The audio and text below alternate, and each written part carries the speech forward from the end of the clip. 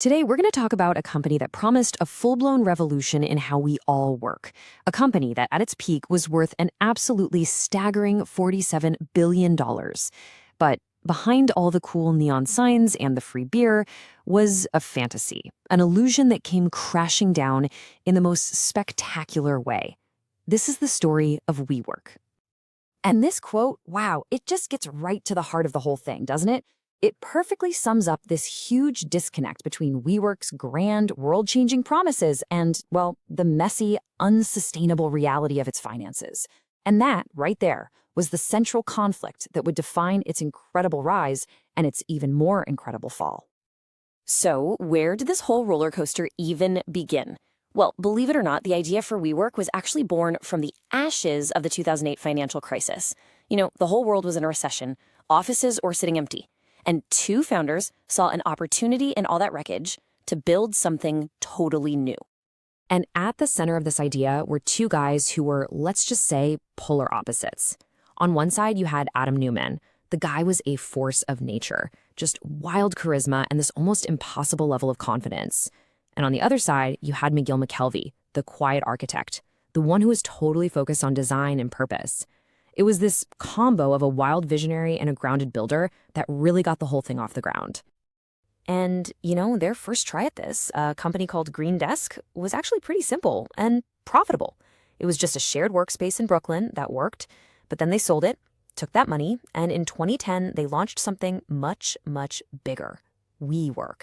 And this time, the mission wasn't just to be profitable, it was to, and I quote, change the world. And here's the crucial thing you have to understand. Adam Neumann wasn't just selling desks and Wi-Fi. No. He was selling a community, a movement, a whole new way of life for an entire generation of entrepreneurs and creators. He was pitching what was basically a religion of work, and people were absolutely buying into it. And that pitch? Oh, it worked like a charm. This next phase is what I like to call the rocket ship ride. We're talking about a period of absolutely explosive growth, fueled by billions and billions in investment money. It was the kind of thing that just seemed unreal at the time. At its absolute peak, WeWork was valued at $47 billion. Just let that number sink in for a second. That's billion with a B. That kind of valuation put it in the same league as actual tech giants. We weren't just talking about a real estate company anymore. And this wasn't just some idea on a slide deck. It was a global empire in the making.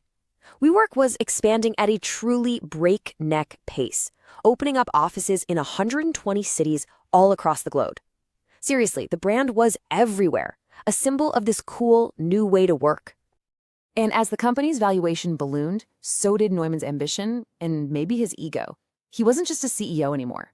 In his mind, he was a visionary, a messiah for the entire future of work. His vision went way beyond just offices. He was planning apartments called We Live and even schools called We Grow. But underneath all this incredible success, the foundation was, well, deeply flawed. Their whole business model was basically a high-wire act. They'd rent buildings on super long-term leases and then rent out the space on flexible, short-term contracts. They were burning through millions of dollars every single day. And on top of that, Neumann was doing some really questionable things. Like, get this, he trademarked the word we himself and then sold it back to his own company for almost $6 million. And all the talk about a family culture, it clashed pretty hard with the lavish private jets, the wild parties, and the mass firings. The illusion was really starting to crack. And all those cracks, they were about to cause a full-blown earthquake. This is the part of the story where, in 2019, all of that hype finally collided head-on with reality. And it was very public and very dramatic. So what was the big trigger? The company filed to go public with an IPO. For the very first time, WeWork had to open up its books and show everyone what was really going on behind the curtain. So the big question is, what did potential investors actually find when they finally got a look inside? What they found was absolute chaos. We're talking massive, unbelievable losses, glaring conflicts of interest, and a corporate structure that looked more like a bizarre personality cult than a business. And this chart right here shows you the result. That valuation, it just plummeted from $47 billion all the way down to just $8 billion. It happened in a matter of days. The IPO was dead on arrival, and pure panic set in. So, in the middle of all this chaos, Adam Neumann was forced out as CEO. His empire was basically gone overnight. But he didn't exactly leave with nothing. He walked away with a staggering exit package worth $1.7 billion. Meanwhile, thousands of his employees, the family he was always talking about, were laid off and left with pretty much nothing. So, after all of that, what's the lesson here? What can we take away from this whole saga? Honestly, the story of WeWork is this incredibly powerful lesson for our modern startup era. It's a classic case of a beautiful, inspiring dream colliding with the hard, cold reality of math. You could really define the core issue here as WeWork's tragedy. It's what happens when a company isn't built on solid fundamentals, but on faith. A blind faith that a powerful culture, a super charismatic leader, and a chaotic grow-at-all-cost strategy could somehow magically replace the basic principles of a sustainable business. Now, to be fair, Adam Neumann wasn't completely wrong about everything. People do crave community in their work. The way we all work has changed forever. So that part of the dream, it's still very much alive today.